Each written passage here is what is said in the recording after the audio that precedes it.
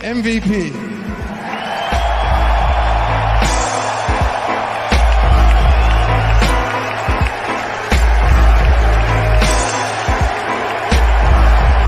Hits one in the air, left center field, back it goes. Harper, the swing of his life. He'd never get ahead of himself. As Harris down the field, I know Randy's do every day. It's always been that way for me. Always been a get better mentality every day, grow every day, be a better leader every day, be a better quarterback every day. And when that wrench do, I don't plan on missing no payments. So.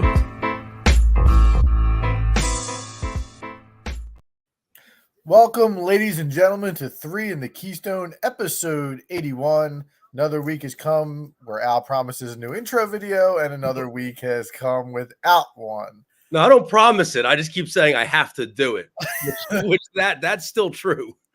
That is true. Adam Seltzer, Al Ryan here, and we have special guests. We have Liam Devone, who's going to join us for all the segments tonight. Is Al a little under the weather, a little flu game for you? Yeah, you can't tell right now, but this morning I woke up and just looked like I slept under a ton of bricks. It was terrible. But I'm going to hang out as long as I can tonight here, boys. So, Liam, you've joined us for a segment here, a segment there. You got 3 segments in you tonight? You prepared? He's obviously on mute, so he's not that prepared. What happened? Oh, man. That's it. You there? Yeah, can you hear me? Oh, yeah, you're better now. Oh, yes. Oh my God. Maybe some opening segment jitters there from the kid. I don't know. I didn't press anything on my phone, so it should be the same. I'm good? Right. Yeah, you're good now. Episode 81 tonight, guys. It's an easy one. It's got some local flavor. Al's favorite player of all time. You got to go. It's T.O. Oz not here. I keep. Oh. There's a lot of Oz Hakeem jersey back in the day. I did have an Oz Hakeem jersey. There's a lot of good 81s. You got Antonio Bryant. You got Ricky Prohl. You got Amani Toomer, Ben Utecht, Peter Warwick, Tim Brown. You're really doing a lot of justice for the number there. Corin Robinson. But before we jump into segment 1, we have some big news. Us at 3 at the Keystone, we have some new partners. The Sunshine Sandwich Shop. Say that 3 times fast. Located at 5154 Ridge Avenue in Manayunk. Stop down there for cold and hot sandwiches. They have fresh specials every month. I was told for February. Al, you a po' boy guy, a sandwich guy? I am, and it's fitting because I'm going back to New Orleans for my brother-in-law Dan's bachelor party at the end of February. Okay. So I can try the local po' boy and then compare it to the New Orleans po' boy. Yeah, so they have 4 different po' boys they're going to put out, one each week. You follow them on Instagram or on their website at sunshinesandwichphilly.com. And go down there and grab yourself a sandwich. Open Tuesday through Friday from 11 to 5. So, again, I'm happy to be working with these guys in the future. And go grab yourself a sandwich. Love it. All right, let's get into segment 1, boys. Brian Johnson and Sean Desai. No, I'm just kidding. No Eagles talk this week. Bury the birds. We are not doing any Eagles talk this week. I'm sure you all can guess where we are going to start. We're going to do some Sixers grades for the midseason review, but we'd be remiss if we just did not talk about what happened last night. I was lucky enough to be down at the ball game. Joel Embiid goes off for 70 points in a win over the San Antonio Spurs. Being at the game, it just looked so easy for him last night. It didn't look like he had to break a sweat. He was just, getting to his spots whenever he wants.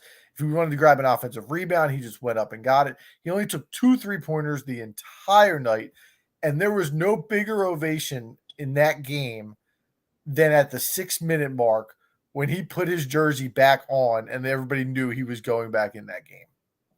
Yeah, I imagine the atmosphere live, Adam, was what would you compare that to as far as any other games that you've been to? Because you were there for that. That's history. You were there literally for Philadelphia sports history. Yeah, so the most points scored by a Philadelphia 76er ever. It felt inevitable is probably the word that I would say. So it started out in the first quarter. I think he scored 23 in the first. I was going to say 24, but might have been maybe 24. Okay. And I turned to my wife who I was down there with, and I said, "You're going to see a 50-point game tonight." Like I felt it was like a lock at that point in time with what I had seen in the first quarter and the way he's been playing. And then getting towards the end of the third, and I think he had like 54 or 55 at this point, and we had pushed the lead to like 18.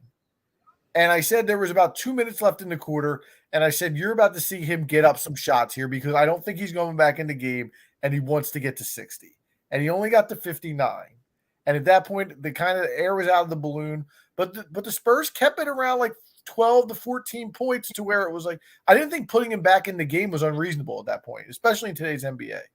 No, I agree. And you posted early on our Instagram account 50, quote, 50, 60, 70. Yeah, so that was at halftime. That early on. But I will say credit to the Sixers. Now, listen, I'm not going to sit here and say they got into the huddle and they actively thought about, hey, let's lay back on defense a little bit and give Joel a reason to come back in the game. But they were letting the Spurs bomb away there in the second half for a little bit, especially in the fourth quarter. They kind of did let them get back into the game where it went from being like an 18, 19-point game to like at one point, I think it was a 9-point game.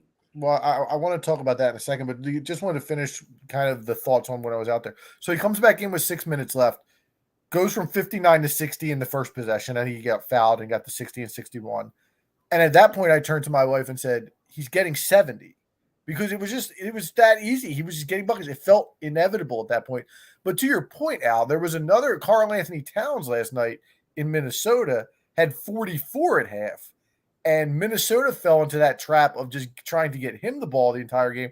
Ended up blowing out. Liam, what do you think about a 20, 25-point lead last night? Yeah, they benched him. They put Towns on the bench at the end of the game. Yeah, and Anthony Edwards said, like, we completely lost focus on the game and we're just trying to get him the ball. And that's what I think happened a little bit in the Sixers game, Al. And they were not that they were lucky it didn't get close. It wasn't ever going to get close. But it did become Daniel House got booed when he took a wide open 3-pointer with like 4 minutes left in the game, and it was like a 12-point game. As he should have. It did have a little bit of some all-star game vibes there in the fourth quarter. Yeah. Do want to just kind of put a bow on it just from a historical standpoint. He's the 9th player in NBA history. It's been done 14 times total, but 9 different players. Wilt has done it a handful of times. 7. What did you say? 5? 7. Yeah. The other players, Elgin Baylor's done it. David Thompson's done it. David Robinson's done it. Kobe Bryant's done it. Devin Booker's done it. Donovan Mitchell and Damian Lillard. My point being, and I thought about this as I did a little bit more research, Wilt is obviously a beast among himself because, first of all, he's kind of like mythological at this point. Like nobody's seen him. Everybody talks about the guys that he played against. He was playing, 48 minutes a night. The only other big man on this list is David Robinson. And I was doing a little research on his game. Do you know the story behind that? No, I don't. I'd like to hear it because it's always surprising to me when I hear his name. So a little bit of – it was the last game of the season, and Robinson was going for the scoring title. The game didn't really mean anything for the Spurs. And he was a half point behind Shaq. And the Spurs just made it a complete effort to just get him the ball every single possession. And he was pretty much given the green light to just go. Now, he only needed I think it was 35 or 37 points to get the scoring title. Ended up obviously going nuts. But at the end of that game, the Spurs were up 20, and the Spurs started fouling. I think they were playing the Clippers so that Robinson could get more shots at the end of the game to get to 70 points. So a little bit of an asterisk there. Yeah, that's a little Strahan-esque. A little bit. Now, look, it's a conversation that I've had in the past. You know where I stand on this, and Liam, I'd love to get your opinion on this. I think we're going to see 100 points within the next 3 seasons, and I think the only thing that we're missing right now is the game has to be somewhat competitive, where the person going for 100 is going to be in the game for 40 minutes potentially. But while competitive, the dude still has to just be like Embiid last night. Inevitable was a great word that you used, Adam. Just he wasn't missing shots. So where do we stand now on this 100 points in the game? So I don't think 100 is going to happen. 70 is so much; it's still nowhere close to 100. It's still 30 points away. But I always said this to Adam over text. I don't really when someone has a big game like Towns or Embiid and they start scoring all these points. I know Wilt has the record, but my mind always goes, can they get 81? For me, that's like the new era record, the 80 to be able to beat Kobe, even though it is the second most. I just feel like 100 is too high. But I definitely think someone's going to get 82 in the next 3 years. And I think Wilt, if I'm going to make this up, but I think Wilt played the entire game. I think he played 48 minutes that night, and you don't see that anymore. I'm with Liam. I think 100 is out of reach. I don't look at 81 as the record, but again, I think we'll see 80 again. I think we will. And you look at, like, again, the guys, I'm listing the guys who scored 70. It's Damian Lillard, it's Donovan Mitchell, it's Devin Booker. It's all those guys have done it in the last 5 to 7 years. Yeah. It's not like Embiid could have got 80 last night. It did feel like he could. If you have a guy like, and I'm not talking about this guy as far as his offensive talent is concerned, but a guy like a Russell Westbrook who, if he has close to 50 or 50 at halftime, you know he's gonna gun in the second half to get the 100. That's where it's going to happen. Like if a Devin Booker or Donovan Mitchell has 50 at halftime and they're playing a team, like the Wizards or like the Pistons, who's to say that all of a sudden that halftime they're not going to say, hey, let's just go get this thing. And to your point, Al, what I will say is I think guys in the late 90s and the early 2000s, if a guy was going off like that, there would be a more concerted effort to stop him from getting that. Right. I didn't see that at all from the Spurs last night, with the exception of like Blake Wesley taking a little bit of a cheap shot on him around the screen. Other than that, it was like Jeremy Sohan trying to guard him at the end of the game, and they were kind of like, whatever, dude, go for it. Yeah, it was. I know that's the worst team in the league, but there was no pride at all. It was really only the last few minutes where they started even throwing doubles his way. It was Sohan one-on-one at the top of the key with him. It's a joke. Can I nitpick, or should we just save a nitpick for another episode? No, let's move on. Let's get to the grades here because I want to log off. So go ahead and give Embiid your B+ so I can get out of here. All right, listen, we're going to do midseason grades for the Sixers as we are just past the halfway point. Just a quick overview of where the Sixers are this year statistically. They're currently 29-13, which makes them third in the Eastern Conference. They're tied for fourth in the NBA as far as overall record with the Oklahoma City Thunder. They're 26-6 with Joel Embiid in the lineup. They have the second best point differential in the league. They are fourth in offense. They are fourth in defense. They are second in turnover percentage, so they're not turning the ball over. They're first in free throw attempts. They're second in free throw percentage. They have some really good peripheral stats here, guys, so they're looking good. But I want to get into the individual players, and we're going to give them each a midseason grade and where we are. And I don't think there's a better place to start than with the franchise, with the process, Joel Embiid. So I'll throw it to Liam. Liam, if you want to start, what's your grade on Joel and some thoughts on the season thus far? I got Joel as an A+. I think last year during the season, we all said, there's no way this guy can get better. And he's gotten better. He's mastered scoring. He has gets to the line. He makes every foul shot. His little jab step, they just sits there. He hits it like 3 times. He either goes for the jump shot, gets fouled, someone reaches in, or he just shoots right over him. He's mastered scoring. He's become a better passer. His assists are way up. I'm not sure how he's gotten better, but he's gotten better every single season outside of the Al Horford year from hell. He's gotten better every year, including this year after an MVP year. That's fair. Scoring 3 points per game his last 16 games. Yep. So you have an A+. He's become more efficient. He's shooting over 50% almost every game now. I think he's a top 5 player in the last 20 years, if you just had the regular season. Fair enough. Al? I can't put that was mastered scoring is such a great way to describe Joel Embiid and what we're seeing from him this season. It's an A+, and it's an easy A+, and it's almost an A+ with an asterisk, because an A+ denotes that there's a ceiling. Because as a teacher, I can't give a kid higher than an A+. There is no ceiling for regular season Joel Embiid, as he's proving this season. Liam just said everything best. I'm just going to be repeating everything he said. The guy's averaging 36 points a game. He's very Dirk Nowitzki-esque with that mid-range jumper in an era where all of a sudden we talk about the mid-range jumper is dead. He's mastered it. And as Liam was talking about too, he's unstoppable because that's not his only weapon. You know, he can drive, he can shoot the three, he can go to the free throw line where he's making nearly 90% of his free throws. You know, all the haters want to call him a free throw merchant, but like the dude's making them. Look, regular season Joel Embiid is limitless. There literally is no ceiling on what he can do. All right, let's pass it to me here to see what we got. Fingers on the button. All right, listen, guys. The only guys in the history of the NBA who have averaged 35 points per game in a season: Wilt Chamberlain, Elgin Baylor, Rick Barry, Michael Jordan, Kobe Bryant, James Harden. That's it. That's the list. The only guys who have averaged 36, 11, and 6, which is what Joel Embiid's at right now, is nobody. Nobody in the history of the game has averaged these numbers over an entire season. What we are seeing is unprecedented, and there's still a long way to go. But the season he is having it's unfathomably good. Liam mentions last 16 games, he's averaging 40 points. I have the same thing. Since the beginning of December, he's averaging over 40 points per game. And to put that into context, if he scored 35 points in a game, it's a bad game. He's 5 points under his average. That's insane when you think about it in that perspective. It has to be an A+, guys. Yeah. It has to. I had it as an A as of yesterday. And the only caveat was going to be that he's missed 10 games. And we have to factor that in.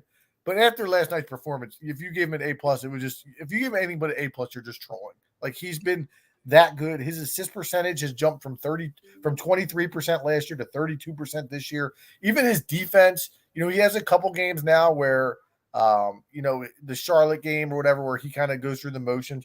But when he's involved, his defense has been more active than it has been last year, as has his rebounding. So I don't have anywhere else to go with Joel Embiid. It's an A+. And like you said, Al, he's the best he's the best player in the NBA right now. There's in the regular season. We'll talk about the playoffs. Talk about the playoffs another night. I don't want to get into the negativity. No. We got to enjoy the moment. He's the best regular season player on the planet. And just have to enjoy it one night, because Adam, I'm with you. I'm still not sure about what's going to happen in the playoffs. But as of right now, it's an easy A+. If he finishes this season, no, we're not going to get into negativity. We're going to keep it where it's at.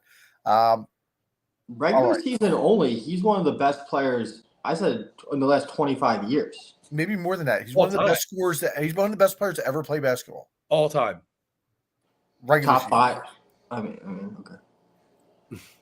This is the peak. Like, this is the peak. And this is why they need to take advantage of everything that's going on. My last question for you guys both on Joel Embiid.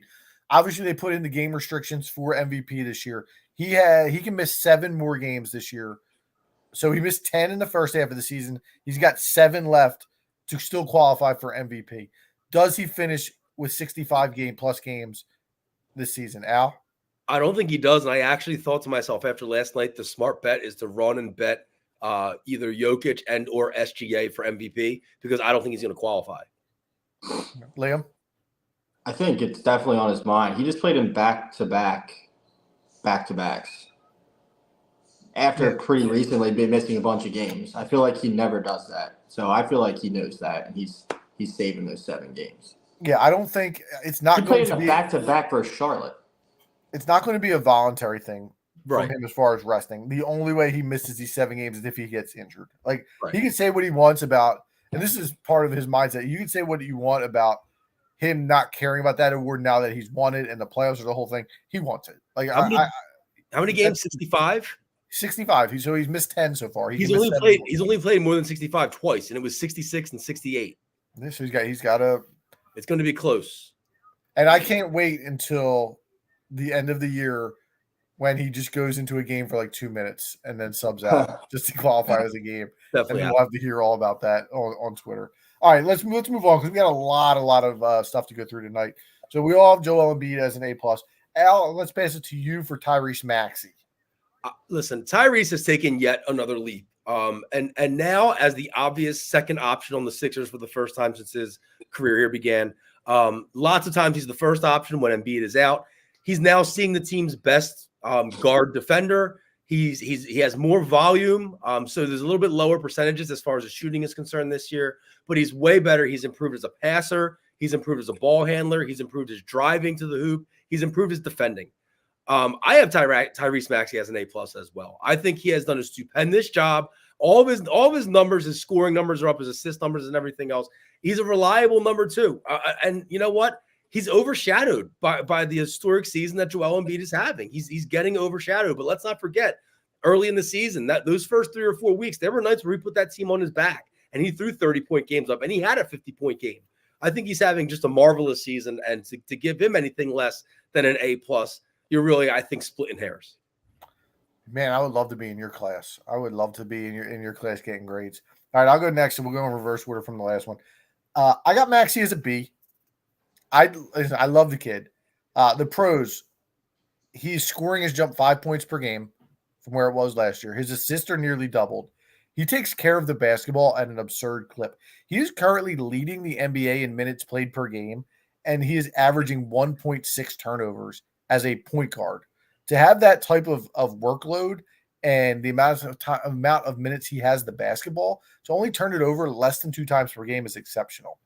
My issues, and again, these are minor quips here, but his shooting has fallen off the last month, I would say. He's taken major dips in field goal percentage and 3-point percentage. And Al, to your point, he's taking a lot more difficult shots than he did last year. He's taking a lot more shots than he did last year. But I think he's a little worn out already, and that's something I think that they need to keep an eye on. Again, I don't worry about him from a minutes perspective because he's 23 and he looks like he can run for days, but he's got a lot of workload compared to where he was last year. Again, those minutes last year are not the same as the minutes this year because he was playing off the ball. James had the ball and he wasn't doing as much as he was. So I think Nurse needs to do a better job managing his minutes, because I think you're seeing now, like, not only is he missing a lot of shots, but a lot of shots are coming up short and hitting that front side of the rim. So I think it's something to keep an eye on. His field goal percentage over the last 3 months has been 45 to 44 to 42 in January. The one thing I think that would be advantageous, I was looking at this, he shoots 60% on corner threes this year. Last year, 9% of his shots were from the corner. And again, he's playing off the ball, so he's there a lot more. This year, he's only taking 3% of his shots from the corner. I think if they're able to get another guard in who can create some offense, they can get him back in that corner spot where he can bury some more threes. I think that would be really good for him. It's something that they need to do at the trade deadline. So again, for me, it's just I'm worried about him wearing out, and his shooting has kind of fallen off a little bit. He's been tremendous. He's been way better than I expected, but listen, I got a lot of A's on my report card, and I had to knock somebody down, so I'm going to give him a B. That's bull. That grade, that grade, we're not grading on a curve here. That grade kind of sounds like you're taking some away from what you expect to happen going forward, and not so much what has happened already. Last month, his shooting has fallen off. He's all right. Liam, he shot 43% from 3 this year. He's down to 38. He's down. You're right. But as we said, the volume is up, and he's getting defended by the better defender now on the team. Sure, I understand, but he also has to adjust to that. What do you got, Liam? I got a B+ for Tyrese. I'm not worried about him at all. I did see his field goal percent has dropped each month. Each month it's gotten a little worse. He's definitely not making all shots right now. The one thing, Adam, you were saying all his shots come up short. The one thing that kind of annoys me with him, I feel like every 3 he takes, I love that he has range. He shoots for 2 to 3 feet behind the line. He never shoots on the line. I understand he's doing his step back and he's dribbling and he's kind of stepping back to create space, but I don't know. I just feel like every 3 he shoots is like 3 feet behind the line instead of just shooting it on the line. Is he missing a lot of free throws lately? I feel like yes, he's missing 3 throws. So when you're missing 3 throws, I feel like that's kind of telling that it's it's just not going in the way you want. He's been a B+. I'm not worried about him. 4.2 assist to turnover ratio. I'm not worried about him, but a B+. I think he'll come around the corner. You trust him as a number 2 in the playoffs? Yeah, for sure. I mean, yeah, I do. I do trust him as a number 2 in the playoffs. But I think you need a number 3 that can maybe be the number 2 some nights. I don't think you can trust him to be the number 2 100% of the time. But I feel like there's a lot of players that are number 2s that are like that. There's like always a number 3. On championship teams, I feel like you have a number 3 that sometimes becomes your number 2. I think that's fair, and I think that's probably a good transition to get to our number 3, and that's Tobias Harris. and I'll start with Tobias. I have Tobias Harris at a B minus, and the production is steady. If you just go to his basketball reference page and you look at his points per game and his rebounds, it's always right around the same number. It's like 18 and 7. That is what he is. But the ebbs and flows are too much for me to have this guy be our third guy. And I feel like, and you guys can let me know if you agree, it's like the basketball season is like 20% of the games Tobias Harris is awesome. And you're like, this is the guy who could be the third guy. He'd go out and give us, 20 points, 7 rebounds, hit some threes. 20% of the games he just sucks and is terrible, and you get those 4-point duds. And then the other half of the season, he's just kind of like, all right, like he is what he is at that point. To me, like I need a more consistent guy. I've lost confidence in him, and I've been a Tobias guy for a really, really long time. And I've almost think grown a little sour on him because of how much I've seen. Just some stats for you this year. His 3-point shooting is down. He's down to 36%. He is in the 9th percentile in 3-point attempts for forwards. So he's gotten gun shy as far as letting them go. He's in the 13th percentile for corner threes.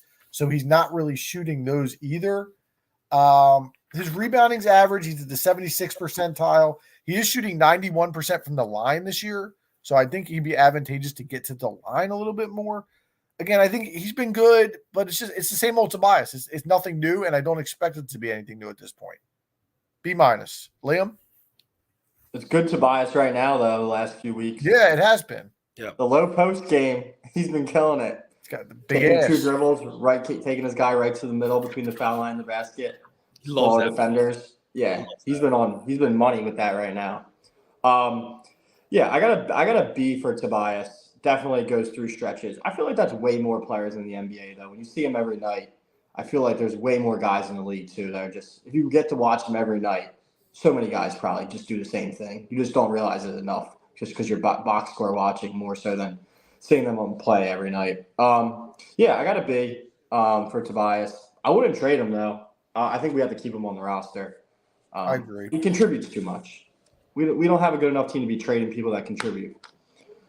I agree. And that's why when they were talking about trading him for Siakam and giving up additional picks, I don't think the difference between Siakam's better. There's no question.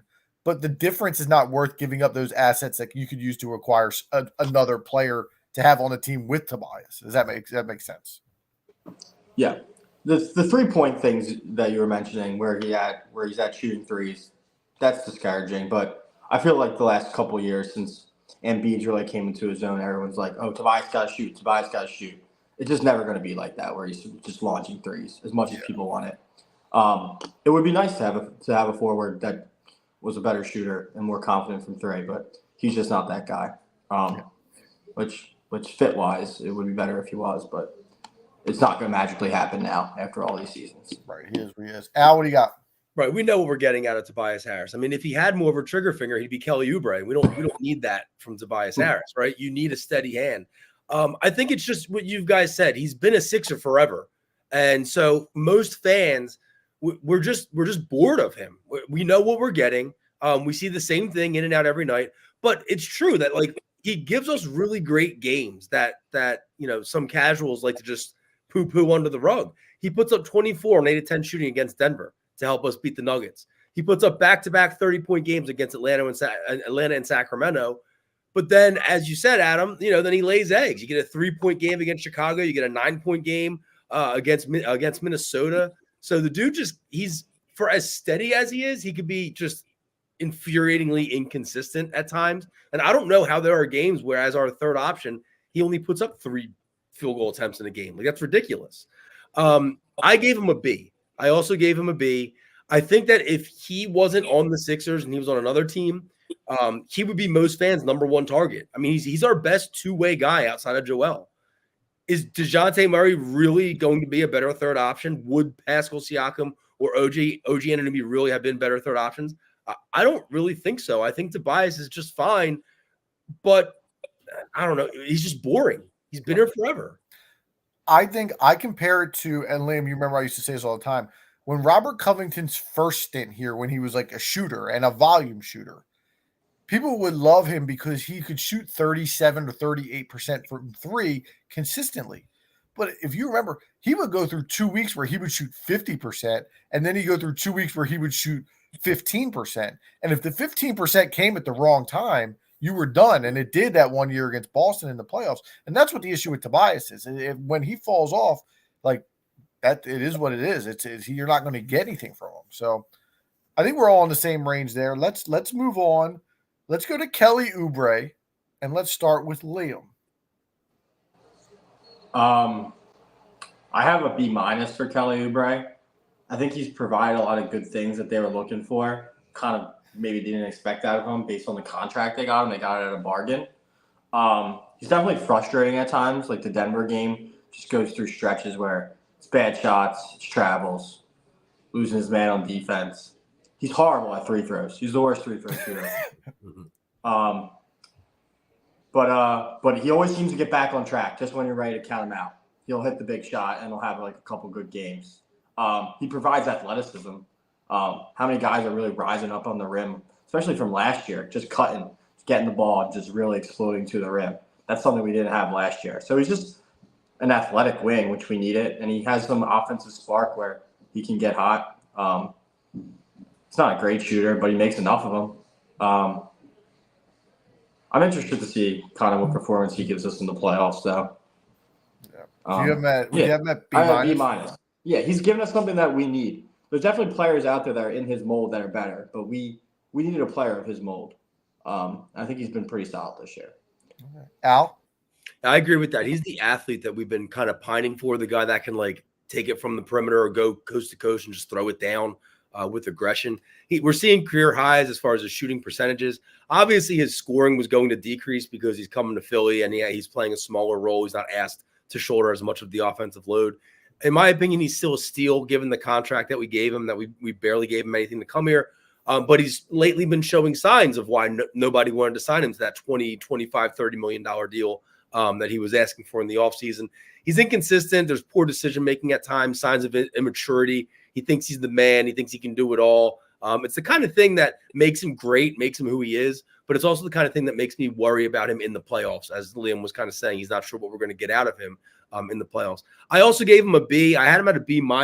I bumped him up to a B because he got away with the whole not getting hit by a car, getting hit by a car thing. So I gave him points for that.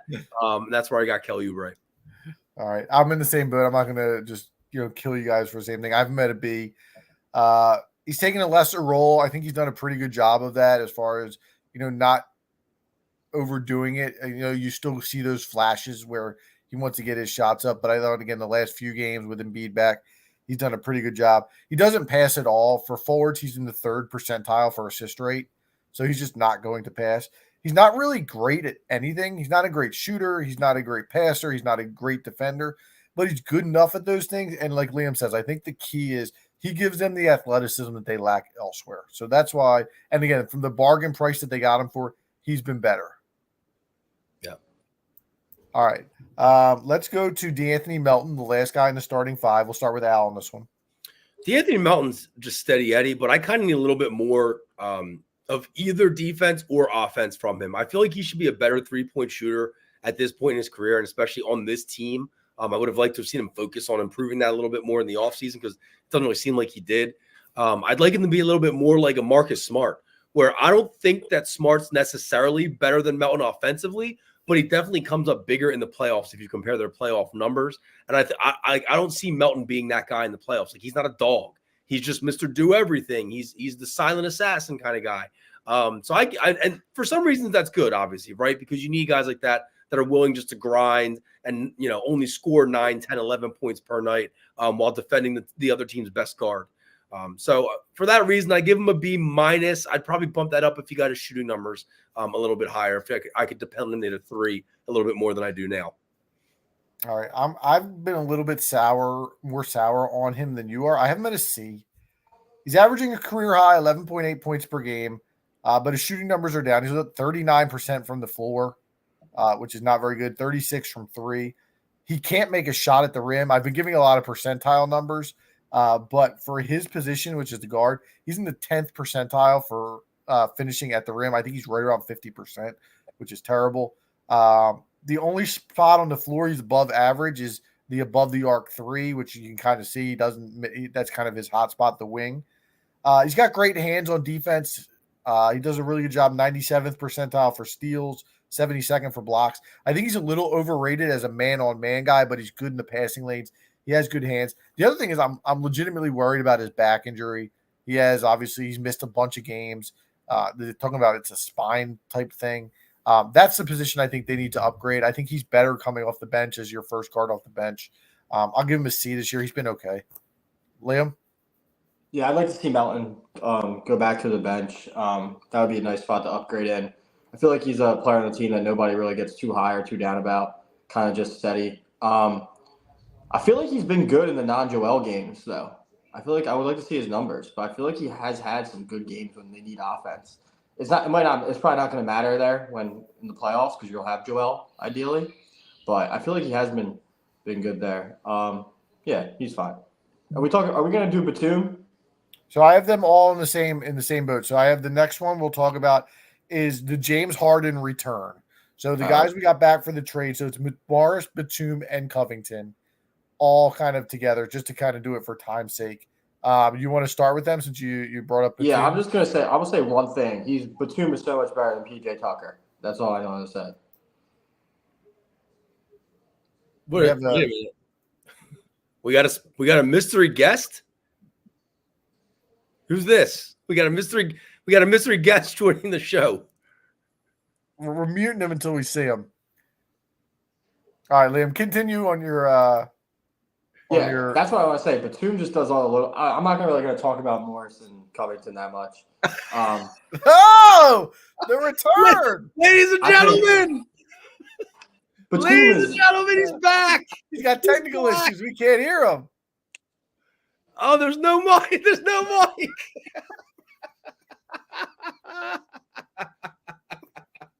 There's no audio. He's out. There he goes. He's a fart in the wind or a thief in the night.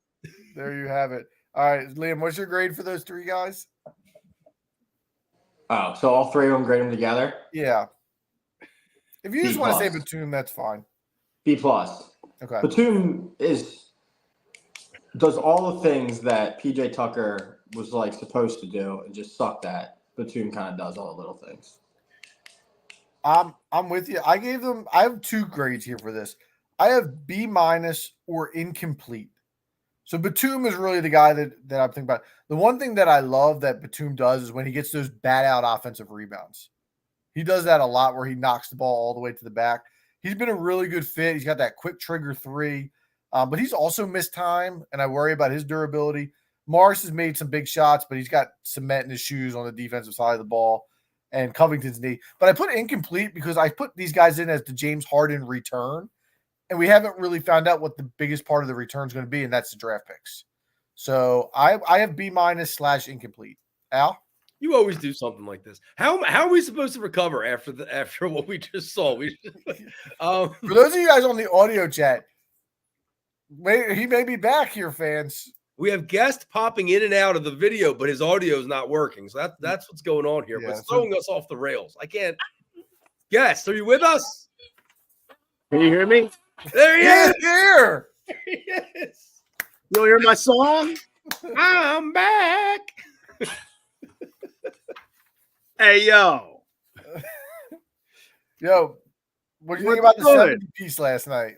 Say what? Well, tell us about the 70 piece last night. Goated. That's it.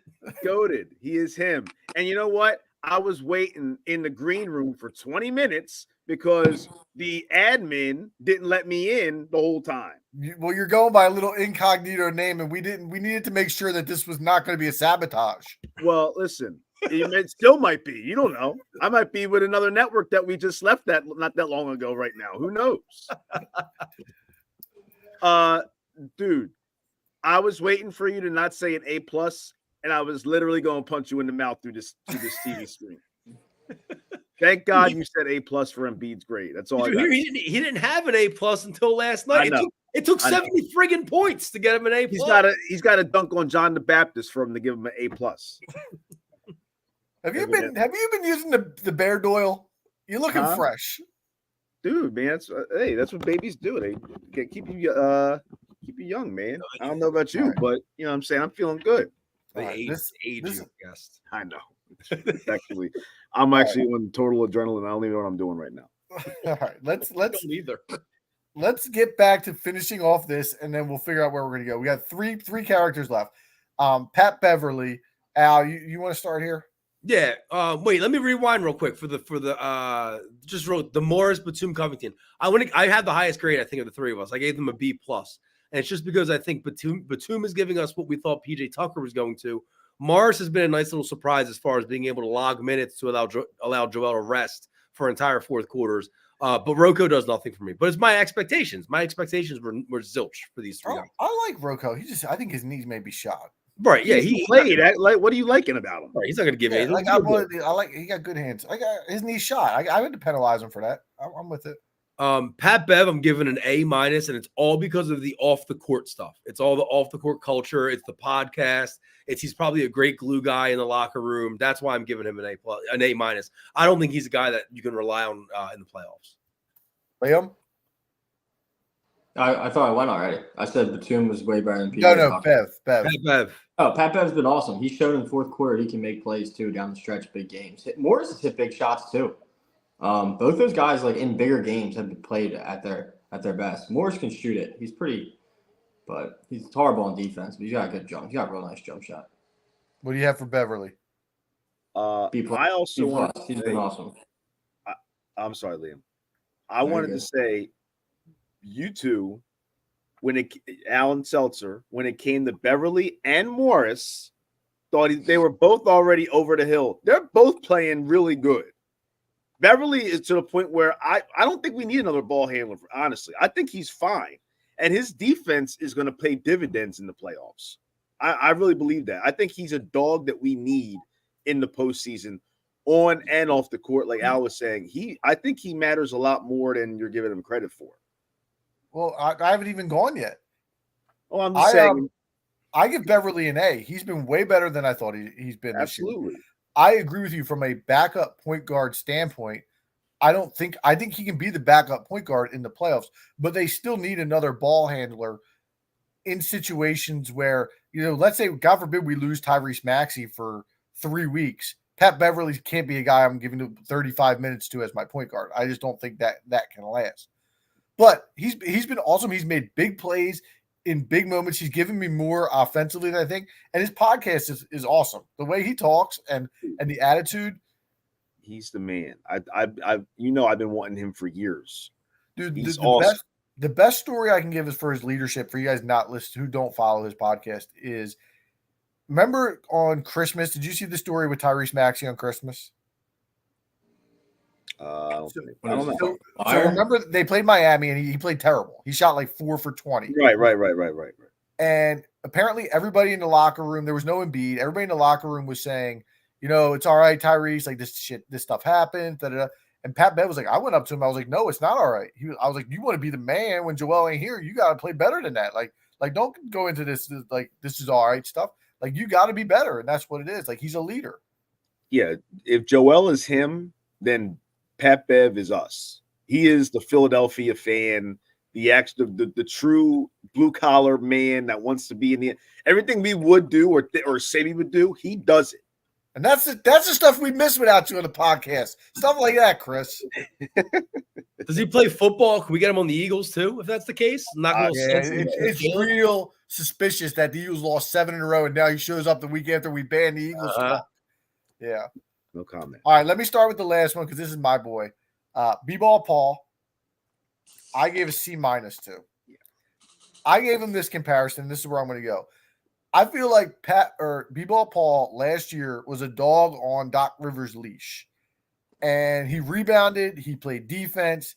He did his job. He made layups. Having James Harden helped him feed him the ball. And he was a really good dog. And then Nick Nurse came in and was like, this dog is so good, I'm going to let him off the leash. And he let him off the leash, and the dog went wild for the first 25 games this season. He was shooting threes, doing behind-the-back stuff. But the last couple games, I feel like they kind of brought him back in, and he's doing the things that he's been good at. I still have faith that he'll be fine in the playoffs, but for the first little bit of the year, he was going a little bit crazy for me. So I got to give him a C-. It's been a little disappointing. Liam? Yeah. He doesn't protect the rim nearly as well as he did last year. I feel like when he's on defense, people are scoring in the paint way more than they were last year. He shouldn't shoot any more threes. People were saying like, oh, his G League 3-point percentage was good. He's never making a three in the NBA. He did make like a little like 12-footer though last night, I think. Yeah, he doesn't jump, which drives me nuts. Yeah. What's He your gets his grade? hands on a lot of balls though. A lot of offensive rebounds. A lot of good things can happen that he can make happen. What's your grade? C. I guess you got a grade for B-ball Paul. C minus. I haven't been big on B-ball Paul this year at all. Actually, I know it probably won't be popular with you, but I actually think Mo Bamba's played better this year than Paul Reed. I think you guys are a lot rougher on Bamba than what's really out there on him. I don't think he's been that bad. He just doesn't. What has Paul Reed done? Nothing. Paul Reed has shown that in the playoffs he can be fine as a backup center. Mo Bamba has not done that. Well, he's not had an opportunity yet, really, to do that though.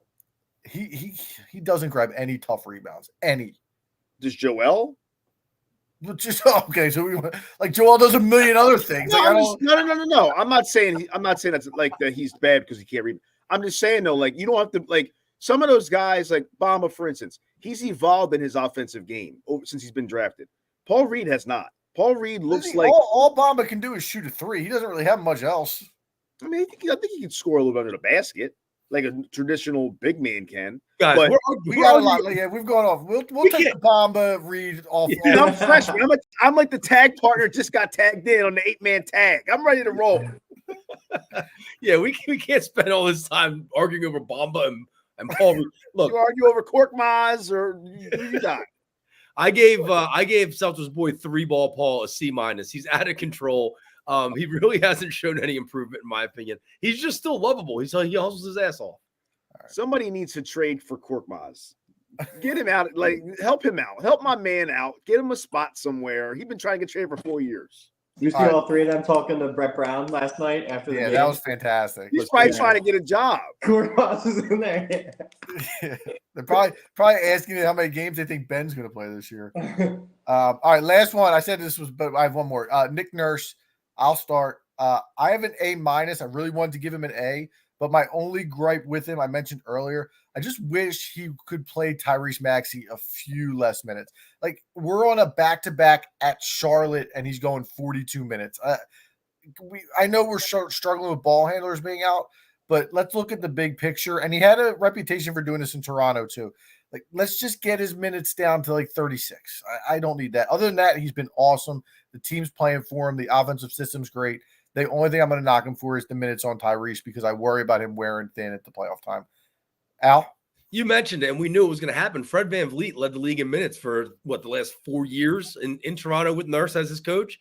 I gave Nurse an A. The players are actually moving on offense. There's cutting to the basket. There's backdoor off-ball screens. There's this team gets out and they run. It's fun to watch basketball in Philly again. He's getting Embiid rest even when he plays.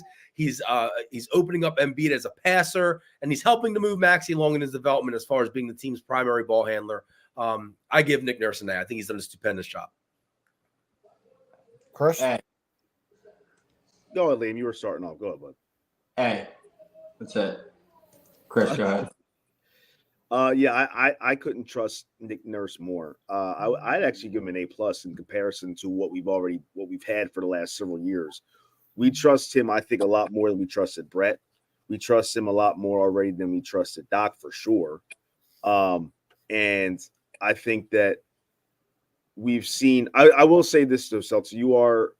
I'm wondering if Maxey's shooting issues and things like that have been because he's playing too many minutes. That could be a possibility. But other than that, I think that this team has been really firing on all cylinders on the court and off with Nick Nurse's leading direction. So I love it. I give him an A+. All right. Listen, they've been entertaining. They got some hope. We might draw Doc Rivers in the second round. That's even more hopeful at this point. We can talk about that more at a later time. Talk about that for sure. Yeah, for sure. But that'll put a wrap on segment one. It's good to talk. It's good to have a positive segment one. We haven't had one in 2 months. Yeah. So It's been bleak, guests. Hey, I've been there from afar in spirit, guys. So I mean, I ain't been too far away. But listen, good to be back. And like I said, I'm fresh, man. I'm ready to roll. I'm not prepared for nothing. I'm going off the cuff for the rest of the show. All right, let's get into segment two. But before we do, I want to push our social media. Again, we've been talking about this for a week. Make sure you're following us on Twitter at 3K Podcast and on Instagram at 3K_podcast. Posting our NBA player prop of the day on Twitter pretty much 5 or 6 days a week. Have now hit on 5 in a row. I don't know if you saw, Al, tonight I had CJ McCollum over 2.5 3-pointers, and you cashed that 8 minutes into the game tonight. Wow. It was an easy hit. That's 5 in a row, up to like 57% for the season. So if you're not following it, I don't know what you're doing. But also posting a lot more stuff on Instagram. Chris has been posting some reels with the NFL playoff picks and some Eagles talk. So make sure you're following us on social media. All right, let's get to some football, boys. We are now at the conference championship. So I want to talk a little bit about our previews for this week and our predictions. But I think the weekend of football and how good it was, I want to go and ask a couple questions based on some of the observations we had this past week. So, Al, you put a couple good ones in the chat, so I think we can kind of start there. I didn't really have much on Baltimore-Houston. Obviously, Baltimore blows the socks off them in the second half. Lamar looked a little sketchy in the first half, but answered all the questions in the second half. Really, really great performance by him. But let's go to the game at night, which was the Green Bay-San Francisco game. Green Bay gave the game away at the end of the day. They dropped interceptions. They couldn't punch it in the red zone. They missed field goals. Jordan Love and Brock Purdy were both very inaccurate and looked very, I would say, young. In the second half of that game. But I want to ask you about Jordan Love because he was the guy the second half of the season. Al, the question you posed was, will Jordan Love lead the Packers to a Super Bowl before Jalen Hurts leads the Eagles to the Super Bowl? So I'm going to kick it off to you while Chris puts his head down, pondering a question that he never thought he'd have to answer. I'm hanging out. I'm chilling.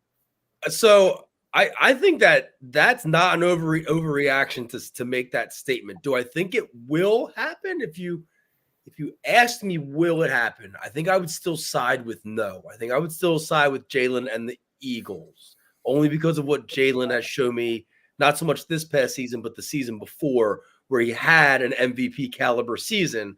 Jordan Love has yet to have that. But Jordan Love does have 3 years left on his rookie deal. False. That's where you're wrong. He's up at the end of next year. I was going to say, I looked that up today because he sat for a few years. Yeah. So what deal is he on that's until he's where are you seeing that? That was on Spotrac. Uh-oh. I don't know. Look it up. Check while we're at it. I'm going to look that up. Yeah, look it up real quick. I'll give you his numbers. He had 32 touchdowns to 11 picks this past season. Green Bay's young. They're on the rise. And Philly suddenly feels old, and they kind of feel like they're ripping apart at some of the seams at some of these positions, and obviously with the coaching staff. I trust LaFleur. I think LaFleur is a very good coach. But I do still think, just based on what I've seen over a 3-year window with Jalen Hurts, I would still give him and the Eagles the edge to make it back over Jordan Love. Jordan Love also has to contend with the Lions in his division, an up-and-coming Chicago Bears team if they get rid of that disaster Justin Fields, and the Vikings, who are always steady. What the? Whoa. Welcome back, big boy. With the Justin Fields stuff. Jordan Love is a free agent at the end of next year because for some reason it says his contract is void. There is numbers in there, Al, but it does say those years are voided. I'm trying to figure out why, but they're going to have to pay him this offseason because they're not going to go into next year with him as a free agent. So he's going to get paid this year. Okay. Liam, what are your thoughts? I would still take the Eagles to make a Super Bowl before the Packers. I do love the Packers receivers, though.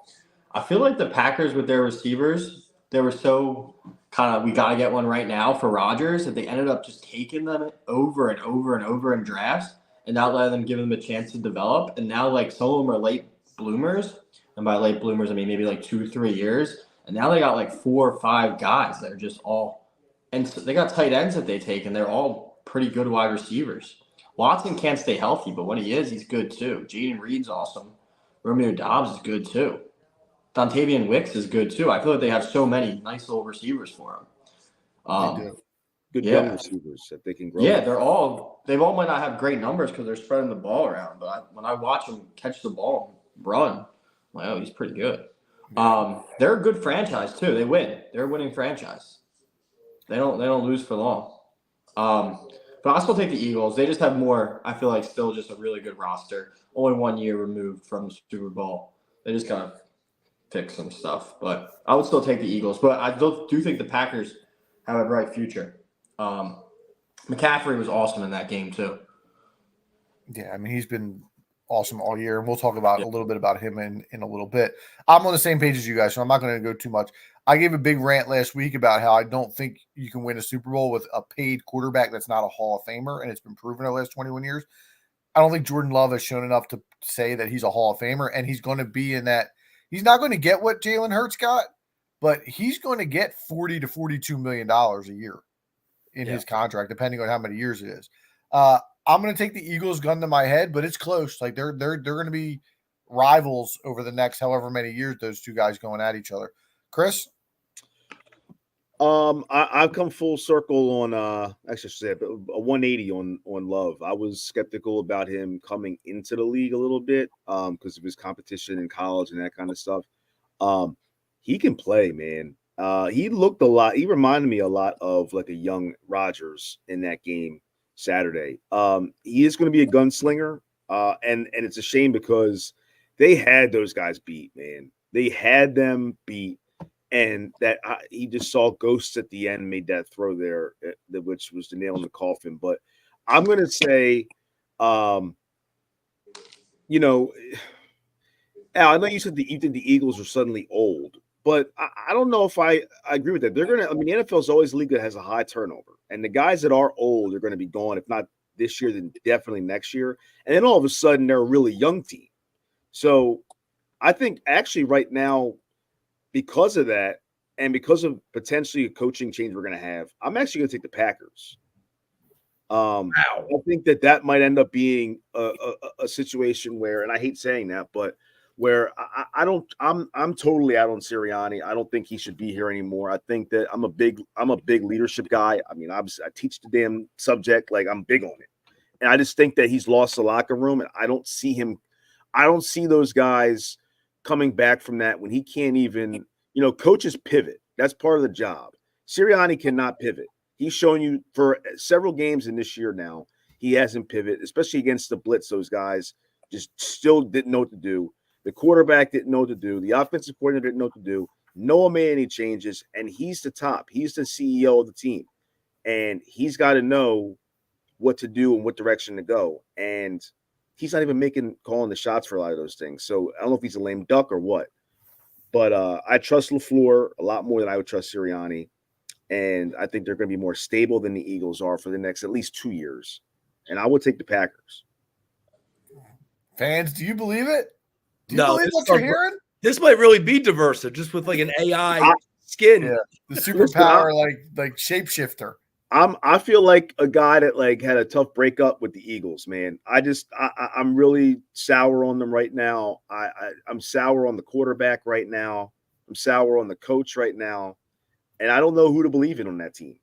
So the Packers have a clear direction. The Eagles right now don't. All right, let's move on. There was two other quarterbacks that put on some performances that, kind of question what's going on. And one was in the same game, and that was Mr. Brock Purdy, who did not look the part that he had looked all year as an MVP candidate. So has Brock Purdy been exposed as just an average quarterback? And we'll start with Chris because I know he's been dying to get this off his chest, and then we'll move it around. But keep it quick here, Chris. I mean, he is what I've been saying he is. He's a decent guy. He's going to have a good regular season. No. You didn't say he was a decent guy. You said he stunk. Yeah. Either way, I don't trust him in a postseason to get a team over the hump. And that 49ers team they're really good. But you can't win in this league without good quarterback play anymore. You just can't. And he has shown so far in 2 years, the last 2 seasons, that when rubber meets the road, they can't trust him, whether it's getting injured or performing under the par of what he had throughout the year against better or really good teams when it matters. I don't see it happening. Was it after the Dallas game, Adam, when Purdy threw for 4 touchdowns and guests refused to say Purdy was good? He just kept saying he did his thing. He did his thing. All year he did his thing. They were ready to give this guy the MVP in the league. Whether I think San Fran can win the Super Bowl with him, has Purdy been exposed based on his performance the other night as just an average quarterback, or is that an overreaction? Yeah, I feel like he's always been like middle of the run quarterback. I feel like if you were taking a poll, even in the season, how many quarterbacks you take to start your team, he wouldn't have been in the top. Yeah, but maybe not at the beginning of the season. But what about the end of the season? No, I feel like he's more on like Jared Goff's level. He's in a good system. He's got some good playmakers. The coaching has made it easy for him. He's comfortable there, which is big.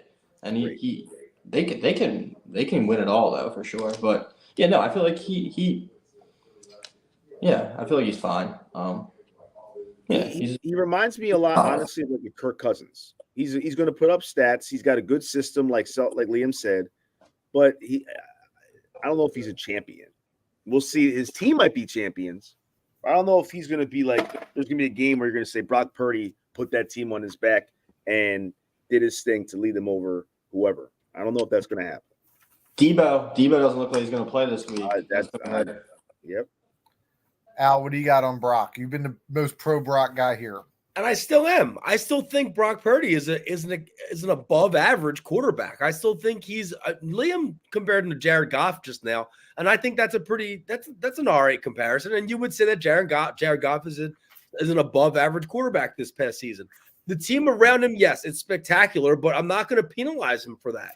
So even though the team around him might be a Ferrari, the quarterback is still the engine or still the guy driving the car. He still has to put the car in position to make the moves. And that's what this kid does. I like him. I think again, I've compared him to guys in the past that have won Super Bowls with exceptional teams, the Brad Johnsons, the Trent Dilfers. I think he's better than those guys. So I think he's an above average quarterback. Brock Purdy is a 2-wheel drive vehicle. He's going to get you where you got to go. He might even look really good while he's doing it in some lights. But when the snow comes and the hydroplaning in the rain, he ain't going to work for you. So that's the point I had that I didn't think anybody had made is I watched the second half of that game again on Sunday morning, and Jordan Love did not play well either in the second half. And I think the rain had a lot more to do with that game than was let on. Neither one of those guys were throwing accurate passes in the second half. They both missed wide open receivers.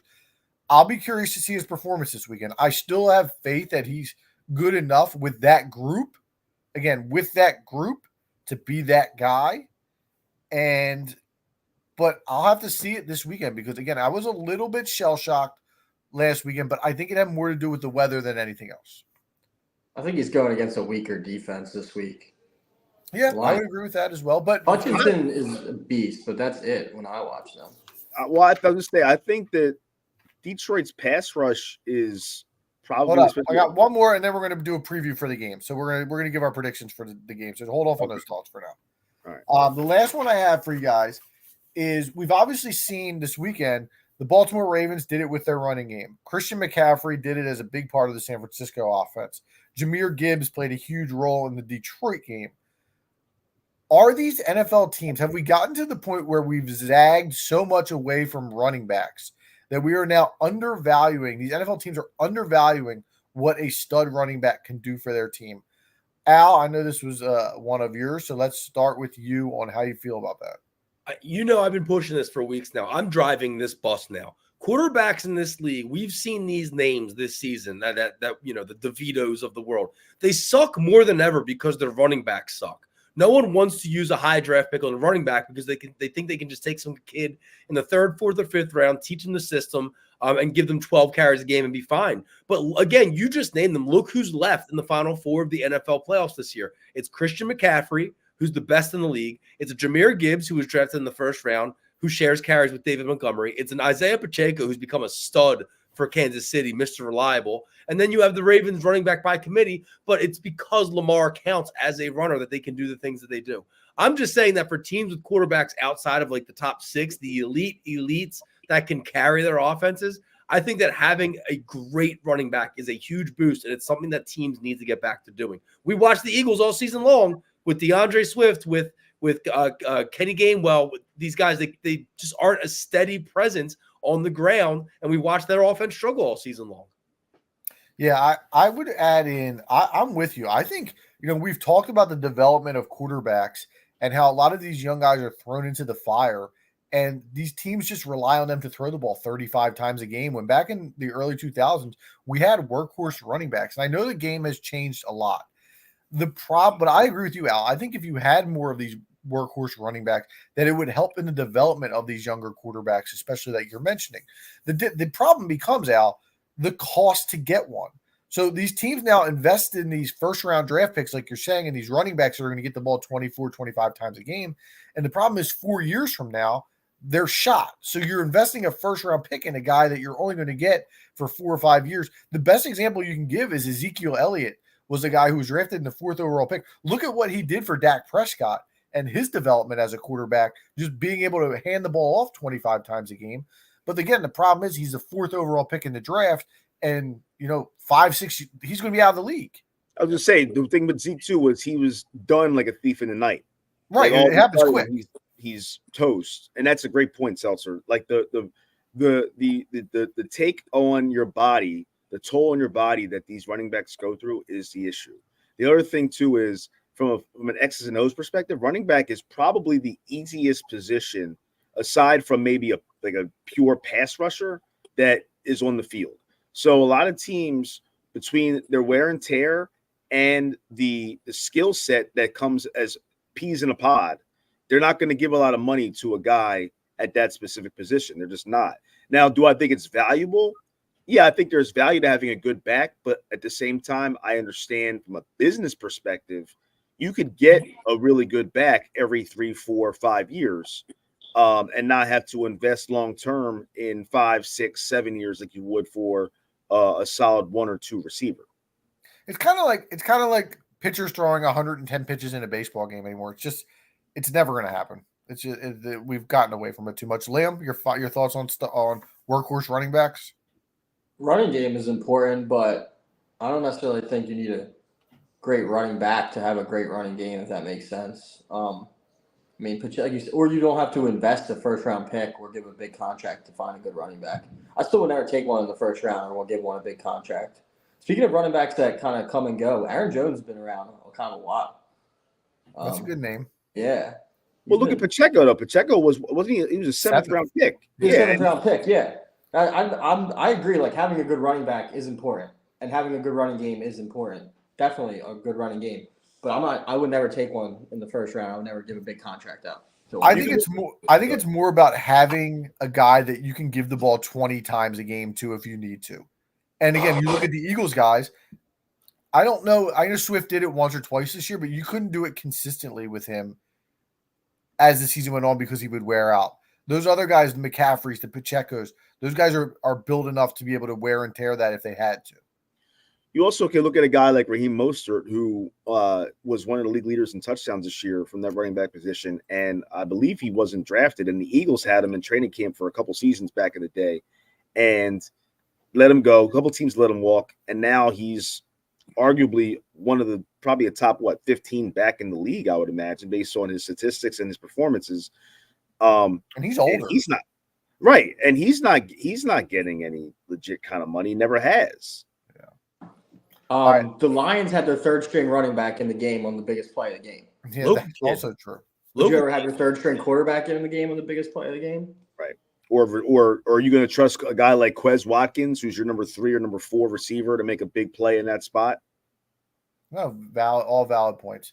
All right, let's wrap segment 2. But before we do, let's again keep it kind of brief here. Let's get the predictions for this weekend's games with a quick summary. We'll go Chris, Liam, Al, and then me to close it. So, Chris, go ahead. Hit us with your predictions for this weekend. All right. I know you're going to think this is a biased pick for me, but I just feel like there is a Cinderella story going on in Detroit right now. And I think that they're going to find a way to pull that game out. I really do. So I would say Detroit in the NFC title game on the road. It's going to shock the world. I'm going to say 25-20. And then as for we go to the AFC now too. Or Yeah, knock them both out. All right, and then you guys know I actually went against them this past week against the spread. I saw them winning the game though, but I've been on Baltimore all year. I had Baltimore winning the AFC with on our show in the preseason. So I'm going to keep riding them. I think that the Ravens are overall probably the team to beat at this point. And I think that at some point Mahomes has to take an L here on the road, and I think that the Baltimore Ravens are the team to do it. I would say that game is going to be 31-28 Baltimore. It's a little bit higher scoring just because Mahomes is Mahomes. He'll sling it against anybody. Lamar is too dangerous and too versatile, man. It's tough to beat those guys. He can do what he's tough. Yeah. Liam? I got San Fran. I thought last week was if San Fran was going to lose the Packers, that was the game they needed to lose. I got San Francisco winning. If Lamar plays a good game, the Ravens can't be beat. I'm not sure anyone can come within 10 points of them if he plays good. I agree. If he plays average, they can beat Kansas City. If Mahomes plays average, Baltimore's going to beat them by 25. Yeah, I agree with that. Right, If he plays good, if Lamar plays good football, Baltimore cannot win. I think they can win when he plays average. I think he can play an average game this week and they can beat Kansas City. So what's your score? 31-13, Baltimore. Wow. I think they're going to kill him. Beat down. Yeah, alternate spread, Baltimore -10.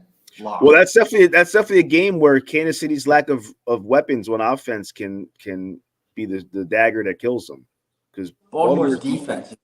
Oh my god. They're nasty. In Baltimore too? Yeah. I got Baltimore crushing Kansas City. All right, Al, what do you got?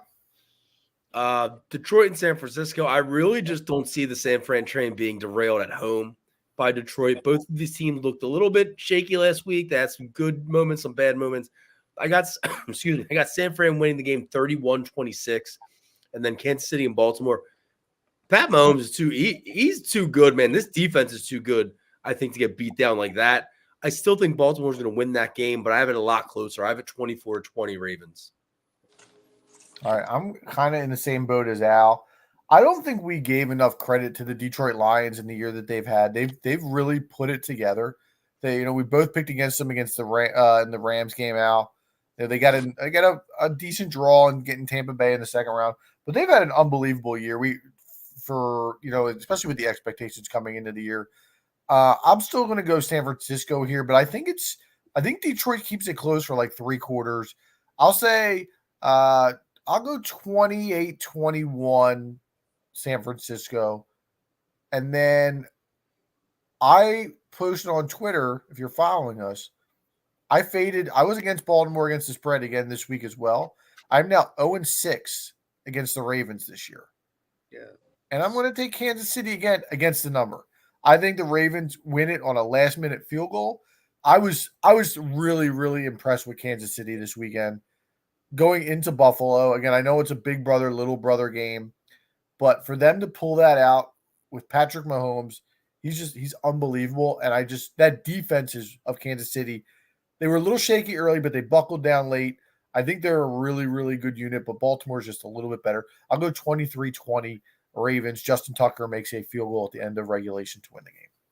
They need to change the fumble rule. Does that rule need to be changed? I think it does. It doesn't make sense that the fumble can go out of bounds on the one. Fumble the ball out of the end zone. Does that rule need to be changed? If the ball goes out of bounds on the 1 yard line, you keep it. But if it goes out of bounds 1 yard into the end zone, you don't keep it. I don't understand. Well, that's a whole other conversation that's a whole topic, Seltzer, honestly, because I totally disagree. I totally disagree with you. I mean, that should be a turnover if you fumble the ball into the that. What else? How else could you penalize it? You can't redo the down. I would it go back? Maybe you get it on your own. The other team's 20. The other team didn't recover it. Went out of bounds. But it's their end zone.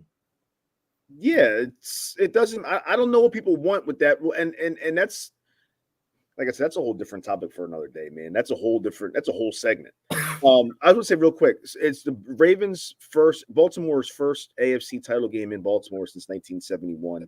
That place is going to be rocking, and also I don't know. I figured about the trade though for the last part. It was rocking. It was loud this weekend. I was shocked at not shocked, but like I was impressed at how loud it was in Baltimore this past week. That's I can't believe it's their first one hosting. If you would have asked me that, I would have said they hosted 4 in the 2000s. Yeah, no, they've always been breaking hearts on the road getting to the Super Bowl. Yeah, been in Foxborough winning. All right. Oh, that's what it was. The Buffalo Bills and your boy again coming up short. I'm tired of it. Not Josh Allen. I'm Josh tired Allen of it. played his balls off. Listen, I'm tired of it.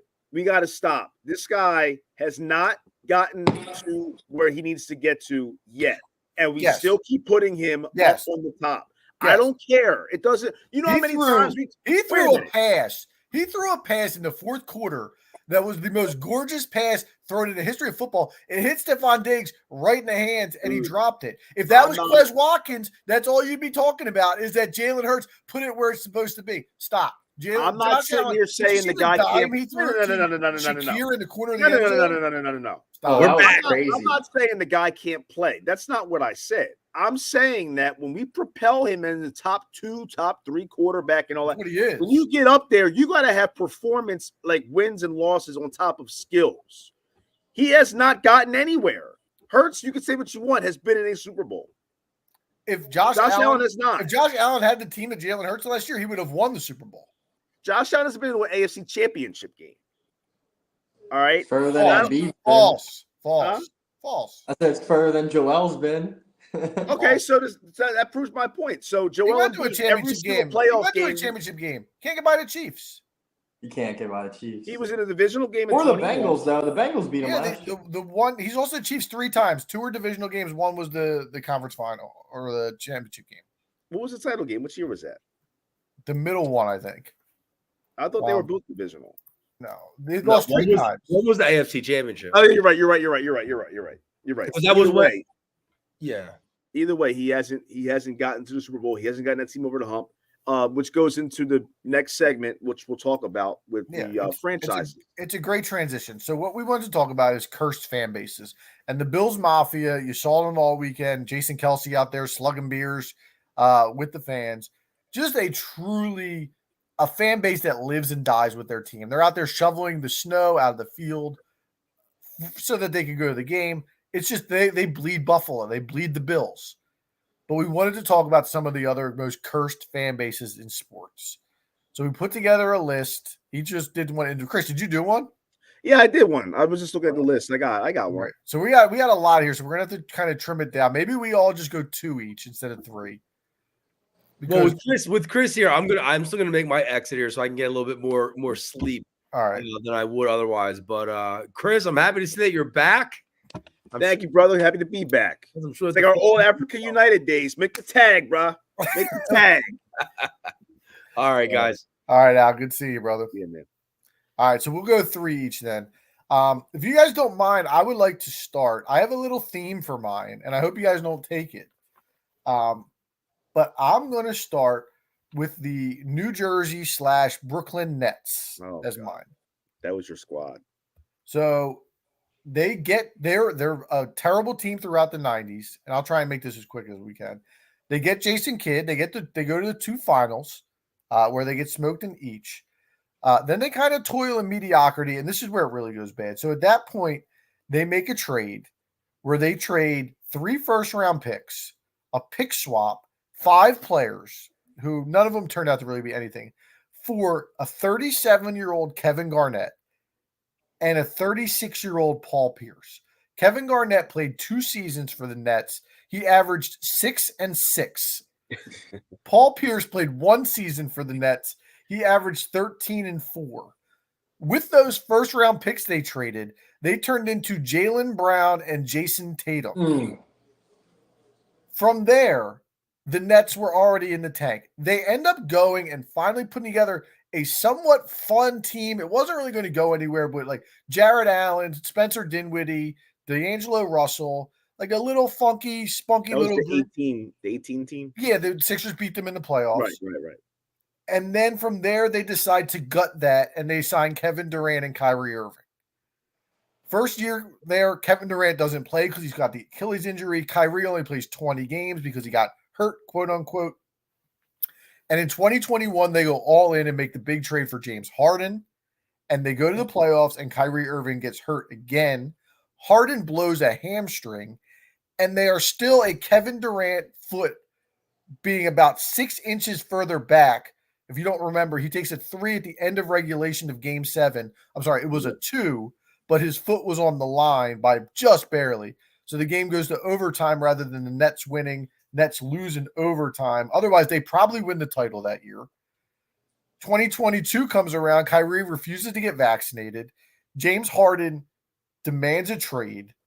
They get Ben Simmons for James Harden, among other things. And they go and get swept by the Celtics. Kevin Durant asks for a trade in the offseason where he gets sent to Phoenix. And Kyrie gets sent to Dallas. And now the Nets are back in mediocrity. I don't think that's just a horrible road for that team to go down. First of all, you just said about going quick, and then you read like from Britannica. Well, it's a long story. It's a long story for those guys. Dude, they're like they always get caught biting the fruit, man. They're trying to get those veterans, and it bites them. It's putting them twice at this point now. They gotta listen. That team, that city, all that stuff it's all gentrified. It's all fabricated. All right, they have not put together an organic anything ever. And when they tried to start it, they gave it up. Can you imagine trading 3 first-round picks for a 37-year-old and a 36-year-old? That's what they got caught biting the fruit. Oh, man, that team was bad. Veteran fruit, man. All right, Liam. It was low hanging. It was low hanging for a reation. Yeah, it was. Boston knew what they were doing, set themselves up for the future. Liam, hit us with one of yours. So I picked one MLB, one NBA, one NFL. I kind of did from like 2000 on. Yeah, that's what we're thinking. I could recall. I have the Clippers. So the 2000s, they're pretty horrible. Always the second team in LA.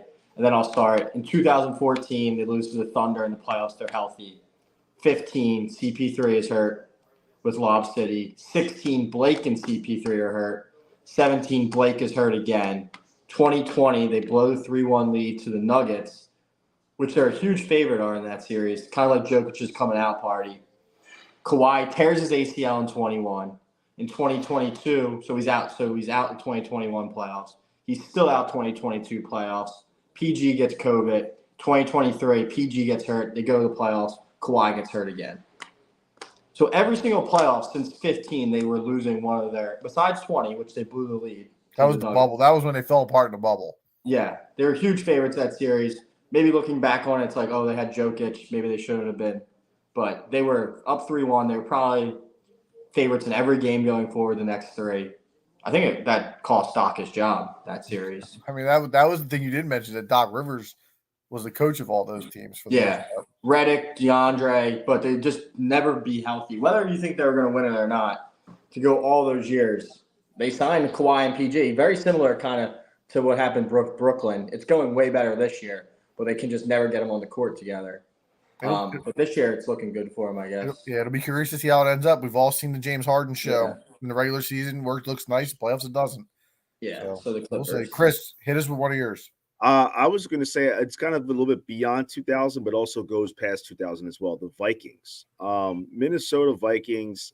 Just thinking of offhand, they had 1998, the Gary Anderson game in the NFC Championship team. That was 15-1 that year, playing as a heavy favorite at home against the Falcons. Comes down to like 20-yard field goal or something crazy. It was longer than that, but the guy hadn't missed a kick all year. Had missed the kick all year, comes up, boom, shanks it. This is it. Atlanta goes to the Super Bowl. Then we had, I think, was it a year or two after that? They go to the Meadowlands, same thing. And as a favorite, people forget that they were favored in that game. Go in there and lose 41-0. They just get embarrassed.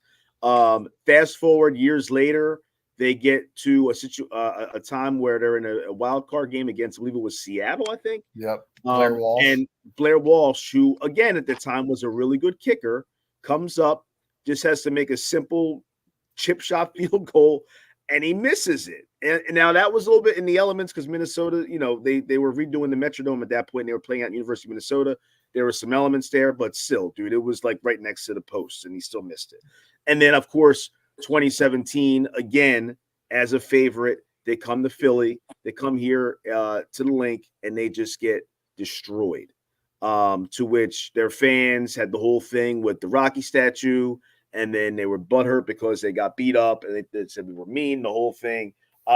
So I don't have sympathy for those folks because I think they're a little bit of a passive-aggressive fan base. But I will say they've had some tough years. And there's even stuff that's happened before that we don't even like before even our time that they've gone through as well. So I would put the Vikings in there for the first franchises. That's a good one. All right. You're going to kind of get the theme of mine maybe by the next one. So I had the Brooklyn Nets first, and now I'm going to go to the New York Mets. Oh, that was mine. Well, you can add to mine if you want to. The Mets go to the World Series in the year 2000. And then they topple in mediocrity until 2006, where they win 97 games. They go to the NLCS and play a team, the Cardinals, who were 83-78. They lose Game 7 at home, 3-1, after giving up a home run in the ninth inning.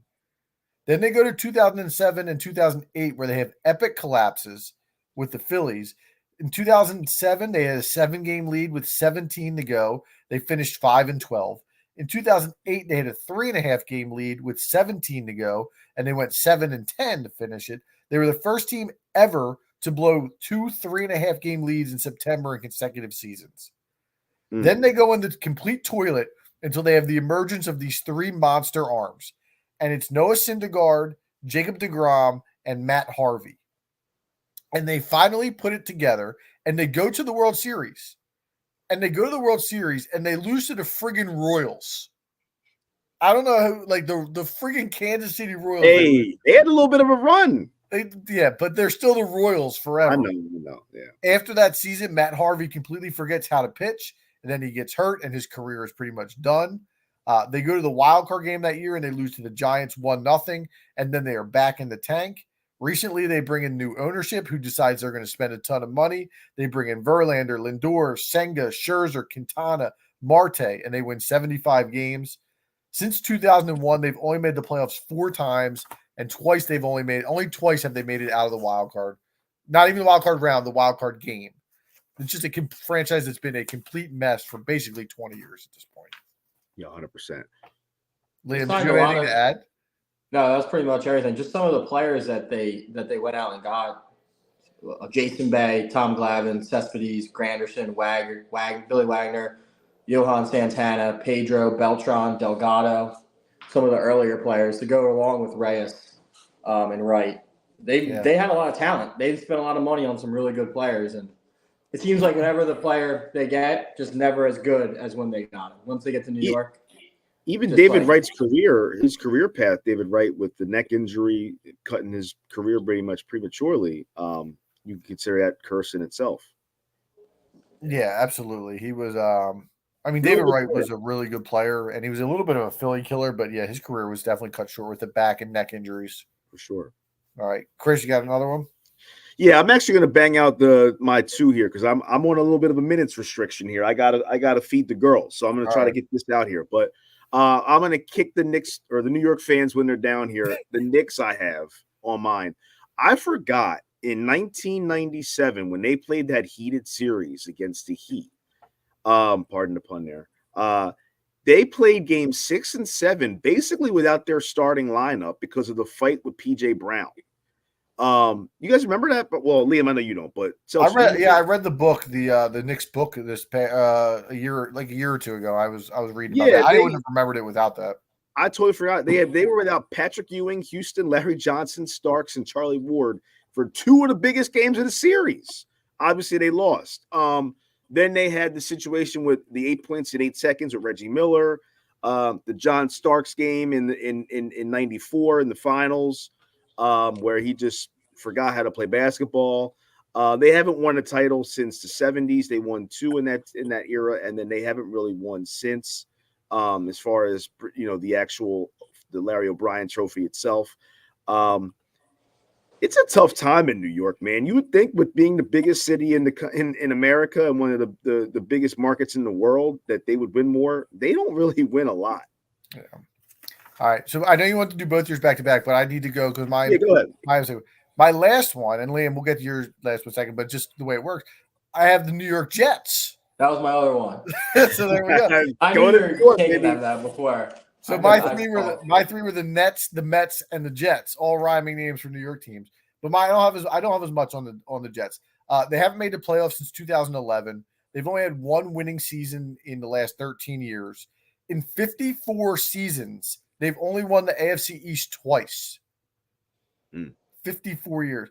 They've only had one quarterback throw for 4,000 yards in 60 years, and it was Joe Namath. They've also only had one 11-win season. I saw that not that long ago also. They have – here's some of the quarterbacks. And again, since 2000, I know these quarterbacks aren't like game breakers, but to have only no 4,000-yard seasons from these guys. Vinny Testaverde, Chad Pennington, Brett Favre, Mark Sanchez, Geno Smith, Ryan Fitzpatrick, none of whom threw for 4,000 yards. They also have the butt fumble on their resume. And of all curses to add, the Aaron Rodgers thing in game one this year, that is the curse of all curses. They finally get their guy, their quarterback, and 3 plays into the season tears his Achilles, and he's done. And I predicted on the podcast a few weeks ago, I don't think Aaron Rodgers ever plays a game for the New York Jets. I think that's the way it goes for this franchise. Real quick, I think the butt fumble is a little bit of an overrated debacle play. If it wasn't the Jets, that's what I'm about to say. I was It's just about the to say, do you Jets. think it's because of them? Yeah.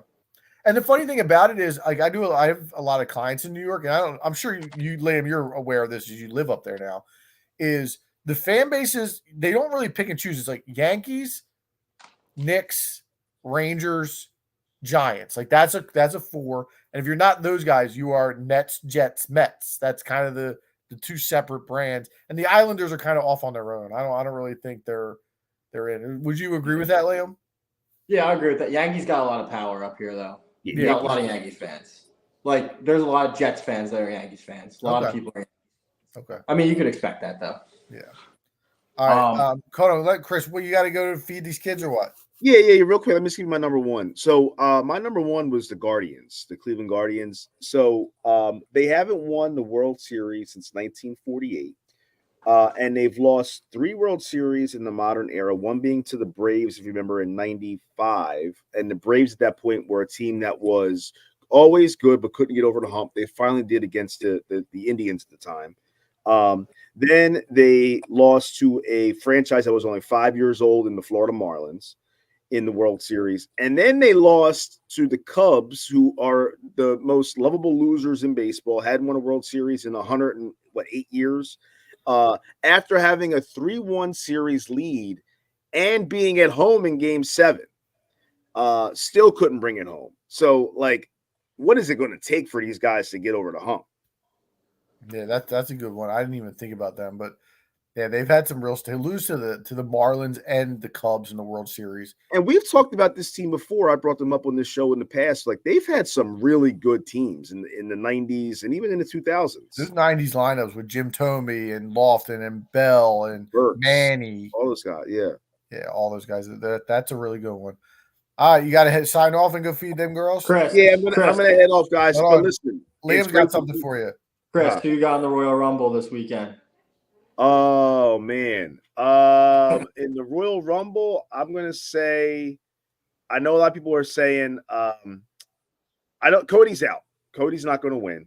I think that I'm going to say Gunther.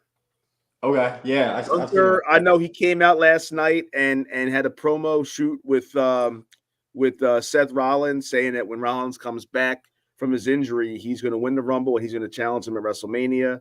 I could see them not wasting their time with that promo if it wasn't going to actually happen. So I would take Gunther, and then I hope MJF comes out though. That's what I'm hoping happens. I don't think he'll win it, but just to have him there would be fantastic. That's the guy from AEW, right? Yeah, signed with WWE. There's rumors that he's going to be in the Rumble, but then other people are saying that his contract wasn't terminated with AEW, so we're not really sure where that's going to fall. But for my money, he's the best guy on the mic since The Rock. He's fantastic on the mic. His persona and everything is awesome. Liam, who do you got? Well, I got Cody Rhodes winning it. Guess that Cody's out. I don't think Yeah, he's going to do it. Cody's out. I don't think they go back to back with Cody. Yeah. But we'll see. I wouldn't mind it, but with the whole Rock angle with Roman at WrestleMania, I don't know where Cody fits in on that. I was going to come back in this segment with the wrestling segment, and then you guys squashed it. So I'm glad, Liam, that you brought that question up because I wanted to get that out. Yeah. It should be a good one, though. Chris, you're going to throw us under the bus here. We asked you if you were going to be on the show tonight, and you said highly doubtful. That's why we scratched. That's why we scratched the wrestling segment. My line literally said in the thing, I want to do this when Chris is back. Dude, it's the element of surprise, bro. I can't just I hear you. I'm trying to shock the world. You know I couldn't be happier. I couldn't be happier that you're back, but don't give us grief for cutting the segment that we wanted you to be on. Well, listen, you guys could still carry it. You guys know enough wrestling knowledge. Don't act new. You guys know plenty of wrestling. I don't watch any wrestling. I can't give you any. I haven't watched wrestling in forever. Maybe I'll tune into the Rumble this weekend. But Chris, sign off. But before you do, make sure you go down to Sunshine Sandwich Shop and check out a sandwich down in with partners of the show. For sure. Go get a po' boy. All right, ladies. You got one more team? All right, brother. I had the Jets. You took two of my teams. All right, well, then we're all done for the night. All right, listen, I appreciate you hanging on for 3 segments. Didn't expect Chris to show out tonight, but it was good to have you on. I hope you enjoyed it. And, 3 segments, it could be a lot of notes there, huh? A lot of notes. All day. All right, guys. Hope you enjoyed the show. Glad to get some positivity back in Philly with Embiid's 50 piece and a lot more to come. But until then, let's drop that beat.